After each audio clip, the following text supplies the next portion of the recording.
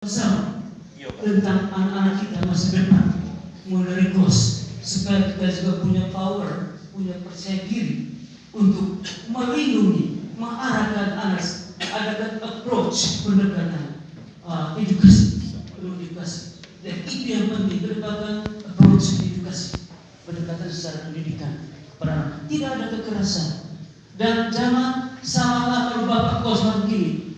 Jangan menakut-nakuti anak kami, jangan mengancam anak kami. Itu bahasa yang terjadi, Pak. Kalau ada petugas datang, jangan mengancam anak kami, jangan menakut-nakuti anak kami.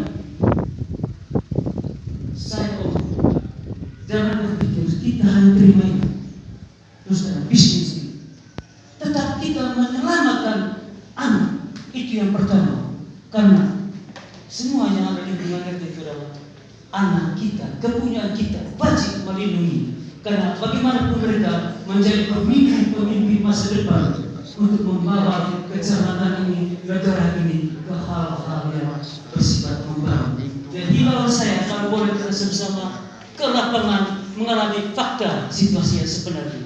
Jadi itu saja yang saya sampaikan, harapan saya supaya mari kita kooperatif dalam melaksanakan tugas kita untuk melindungi anak seperti yang visi-visi dari Pak Kapten.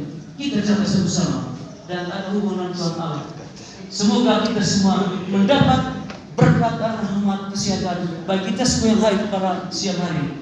Mudah-mudahan semoga. Terima kasih.